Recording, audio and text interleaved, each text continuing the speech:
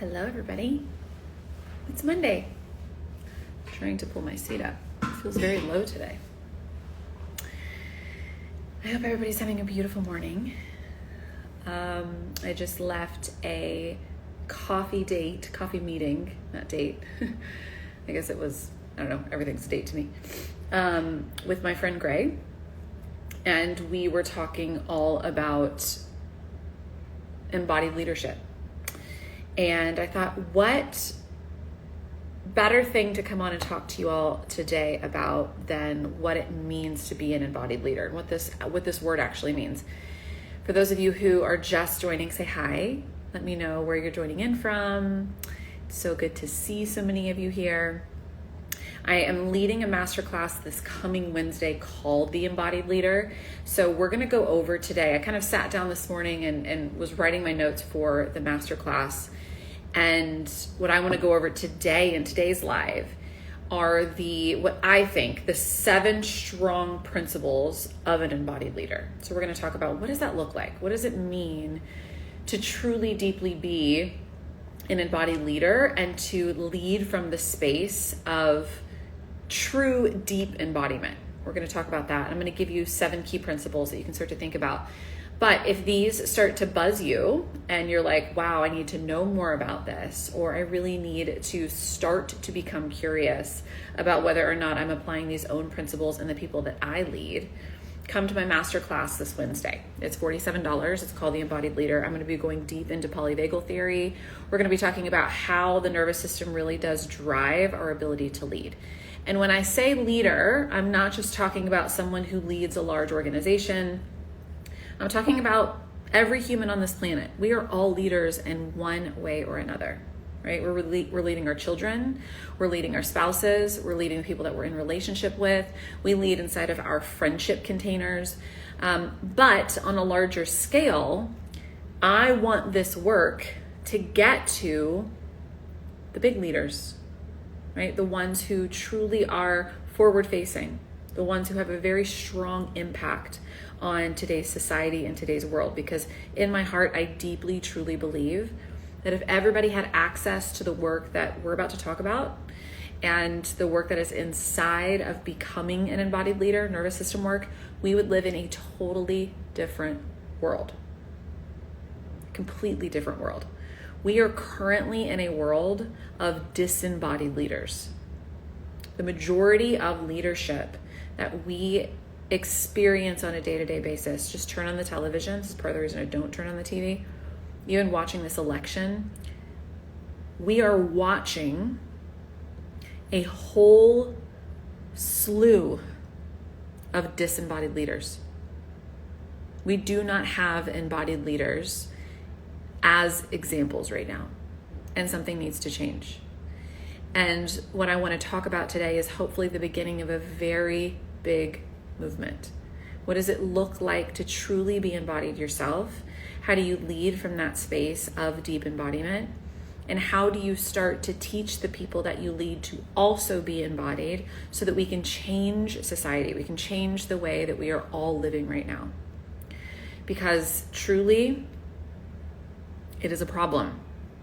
Okay, so let's talk about what it means to be an embodied leader. And I'm going to give you 7 principles that I jotted down this morning of really what are the 7 principles that I believe are the characteristics of an embodied leader.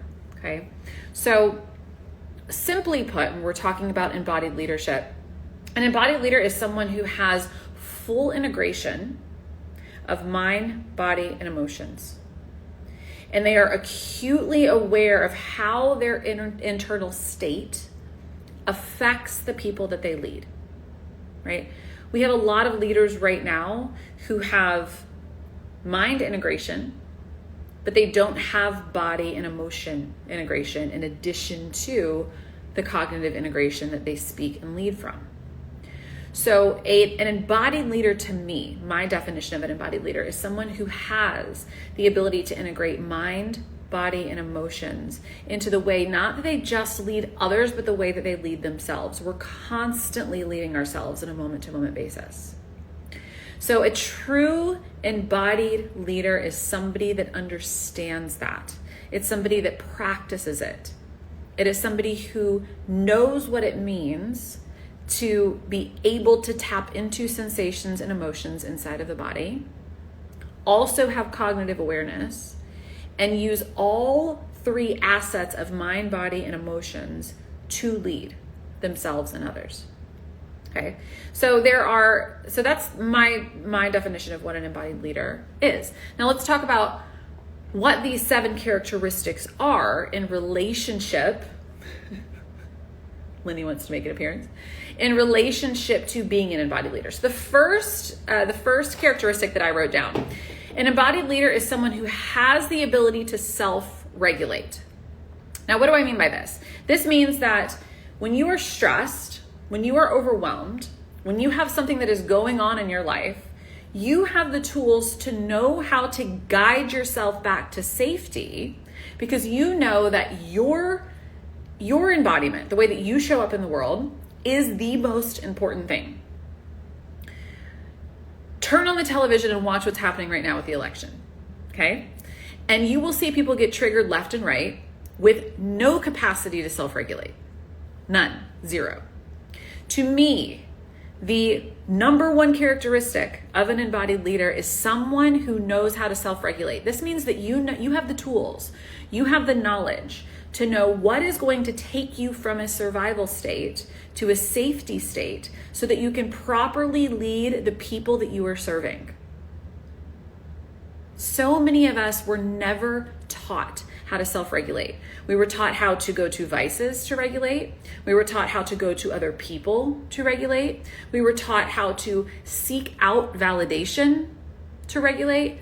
We have no idea what it means to actually come back into our body and do what needs to be done to move our nervous system from survival to safety. If you were never taught how to self-regulate, if you grew up in a household with parents who were constantly fighting, or you experienced abuse, or you were just plain never taught how to self-regulate, like me, this isn't a normal language to you. And most leaders haven't been taught how to self-regulate. They are reacting versus responding. When something happens to them in their life, when something happens to them in a leadership position, when shit hits the fan, they start reacting. They don't respond. They don't take a moment to pause. They don't take a moment to get themselves back to safety and to regulation. They start to react, and they're reacting out of survival. And what happens when you act out of survival is that everyone else that is affected, everyone else that you're leading, is also feeling that survival energy, and it's starting to trickle out. So the number one characteristic of an embodied leader is someone who can self-regulate. And again, we're not just talking about the big leaders. This also trickles down to parents and the way that you lead inside of your relationships with others, your friends, right? Yourself, your spouse, your boyfriend, your girlfriend. It's all about how you lead. Second characteristic that I wrote down is someone who has deep somatic awareness. Someone who has the ability to articulate to themselves what they're feeling, what sensations are present in the body, and what emotions are currently present in the body, right? They know the deep, at least fundamental nuances of the nervous system. They understand that when they feel their heart racing, when they feel a sense of dread in their chest, when they feel like they're sweating and they're anxious and they're jittery, that they are in a flight response, that they are inside of a survival response. And they have somatic awareness to know this isn't the best place to lead from. I shouldn't be leading from this place. Because if I'm leading others, their safety is just as important as my safety. And so again, back to self-regulation, this is the knowledge that I now have to be able to ground down into myself, get myself to safety so that I can start to lead in an embodied way. So having somatic awareness, having the language to know these are the sensations, these are the emotions that I'm feeling in any given moment. And because I have this awareness, I can now take that awareness and do something with it. I can start to lead from a deeper place, right? So self-regulation, having somatic awareness. Third characteristic, the ability to co-regulate and to truly connect to other people. So there is a term in the somatic world called co-regulation. What that means is that my nervous system is co-regulating with your nervous system when we are in communication with one another, okay? So an embodied leader understands that their state, their nervous system state, influences the people that they lead. So their nervous system state has to become their number one priority. But there's a flip side to this too, okay? I've seen so many leaders in the space who have communication with the people that they lead, again, the people they serve inside of their organizations, their children, their spouses. The person that they lead is feeling some way, right? Maybe they're triggered, maybe they're in a survival state. They do not have the wherewithal to know how to separate and not enmesh themselves, not merge with the other person's nervous system state. So there's two sides to connection to others. There's the co-regulation piece where you understand that your nervous system state drives how the people you lead also feel. That's the first part of connection to others. The second part of connection to others is understanding the principles of merging, which is you feel this certain way. Let's say something happened inside of your business.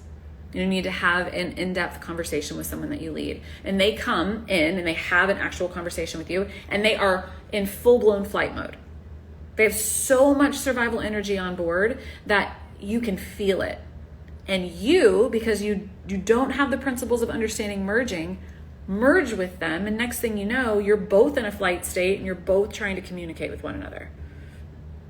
When you do not have the language to truly understand what is happening inside of your nervous system in a moment-to-moment basis, you run the risk of co-regulating in a way that's not healthy and merging with the people that you're having conversations with inside of the workspace or inside of the conversations you have with your children or the conversations that you have with your spouse. It is being able to know what is mine is mine, what is yours. I know that we have what's called the resonant field. We can feel what's happening in each other's nervous systems. And I have the tools, I have the language to know how to not merge with you. And I'm also, because I'm a leader, I am responsible for understanding my nervous system state. And I know that my number one priority is to get my nervous system state to a state of safety because I'm leading you. And I know that it will be easier for me to lead you and for you to receive what I have to say if I am operating from safety. So the third component, the third characteristic of an embodied leader is being able to understand that connection to others. Understanding the connection to oneself so that we don't merge with the people that we're leading. But we also have a responsibility to make sure that our nervous system is in a really beautiful, supple, safe space so that we can navigate some of these harder conversations with ease. Okay, fourth characteristic, someone who has high emotional intelligence. Someone who is not afraid of emotions. They're not afraid of feelings. They're not afraid of sensations. As I was talking to my friend Gray this morning, we were talking about all of these leaders, and specifically in the athlete world, right, in the sports world. All of these leaders who have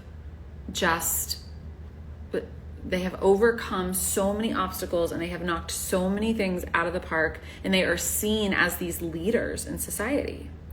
But so many of them have lost families. They've lost marriages. They've lost friends. Some of them have gone to jail. Some of them have snapped to the point where they have been physically abusive to the people that they love. And it is because the majority of their life they have been living in this state of high sympathetic charge, of high survival to accomplish the things that they have accomplished. But the result is that they lost everything. And it's because there isn't this sense of emotional intelligence. It's funny, when you start to do this work and you really start to understand the nervous system and you are a leader, you start to value different things. You begin to value what it means to slow down. You begin to value what it means to not have to be in overdrive all of the time. You are tapped into your emotional state, and your emotional state becomes your number one currency, because you know that when you are in a state of safety, when you are in a state of truly deeply connecting to yourself, That is the most beautiful gift that you can give yourself and the people that you lead. And this is what it has to happen for sustained leadership, for sustained long-term leadership without burnout. Right? There are a lot of leaders right now accomplishing a lot of really big things, but it's not sustainable.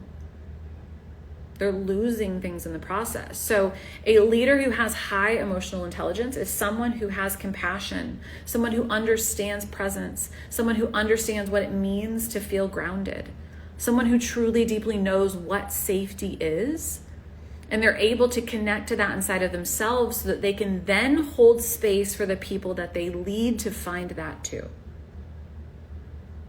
Right? High emotional intelligence is one of the biggest markers of someone who is an embodied leader.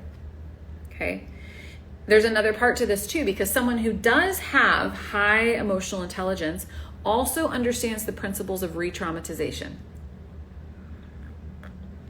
And what I mean by this is that they understand what the people that they lead have gone through in their lives, and they understand how the nervous system works. And because of that, because they have that knowledge, they are in a space of being more responsible for not re-traumatizing the people that they lead, because they understand the principles of it. Again, so many of the leaders that you see in today's space are just wandering around re-traumatizing everybody and everything they touch, because they do not have the language of understanding what that means. So high emotional intelligence, I have this written down, is when someone understands how to connect to emotions, sensations, and also understands the principles of re-traumatization in relationship to themselves and the people that they lead. Okay, a couple more. These are big. I'm going into all of these in the masterclass, and I'm going to actually teach you the principles. We're going to dive into polyvagal theory. How do you understand what it means to be trauma informed? How do you also understand what it means to lead from a space of being trauma trained, so that you can become an incredible leader? You can shift the way that leadership shows up with the people that you lead. All right, next characteristic of an embodied leader. This is a big one. Someone who is actively healing their own trauma. Someone who understands that because they are a human on this earth, they have experienced trauma. Every person on this planet has experienced trauma. An embodied leader is someone who is dedicated to healing their own trauma, because they understand that what has happened to them in the past affects the way that they lead. It affects the way they lead. Because we have all experienced relational ruptures in one way or another. And when you are a leader, your number one job is relationship. You are in relationship to the people that you serve, whether you are a therapist, whether you are a healer, whether you are a mother, whether you are a CEO of a large organization, whether you are an influencer. You are leading in some capacity. There are people that are coming to you for leadership. And so if you are not actively healing your own shit and looking at the way that you lead yourself, it is going to bleed on the people that you serve. So in order to become an embodied leader, you've got to be in the mix yourself.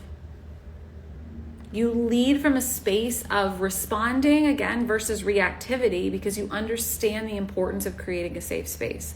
You know how to create a safe space within yourself, and in turn, you're able to create a safe space for the people that you lead. All right, 2 more characteristics.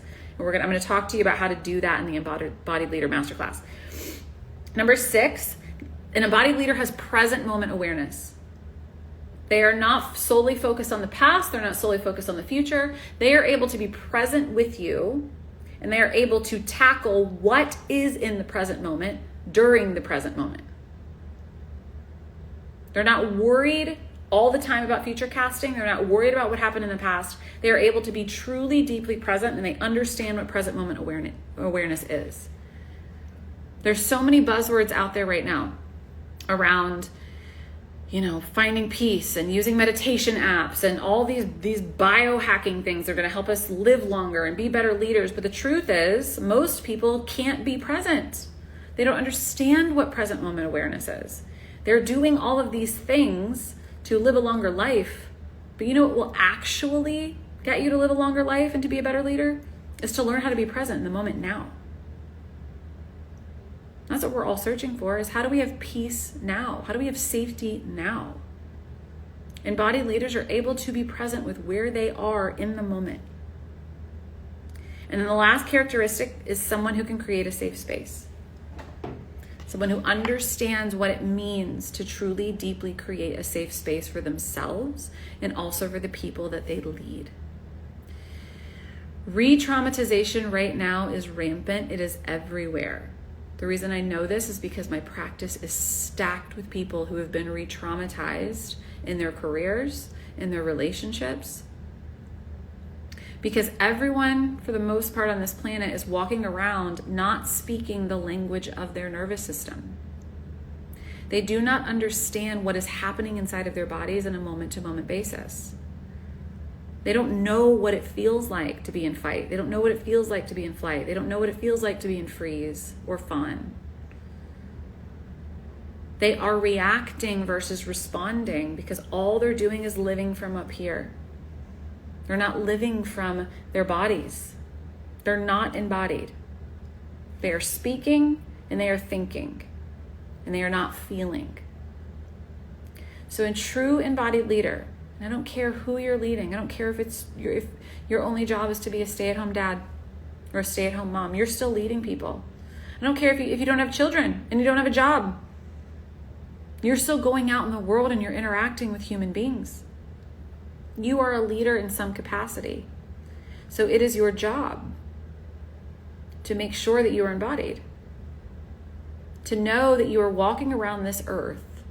You are touching human beings. And you are impacting their life in a way that is safe. In a way that makes them feel like they are important and special and seen and heard. If you want greater things to happen in your life, learn how to become an embodied leader. Regardless of who it is that you're leading. And every single person that's watching this right now, you are a leader in some capacity. So it is important, and I believe this, I feel this in my heart, that I have been put on this earth for a very large mission. And that mission is to teach people how to be embodied. So that we can start to shift the world that we live in. We are in, again, a very disconnected society right now. People are not embodied. They don't understand how to connect to themselves, how to love themselves. They're constantly running from anything and everything. So this is what I'm going to be going over in my Embodied Leader Masterclass on Wednesday. I'm going to be going over these principles way more in depth. And I'm actually going to be teaching you how to be trauma informed.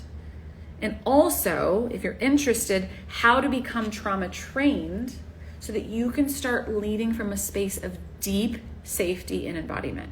So if you are a therapist, if you are a healer, if you are a coach, if you are a CEO, if you are a mom who wants to know how to lead your children better, or if you are a woman who is in a relationship with a man and you want to know how you can start to show up differently in your relationship with him, come on Wednesday, because I am going to show you exactly how to do this. We're going to be talking about deep embodiment and how to be trauma informed and also trauma trained if you're interested.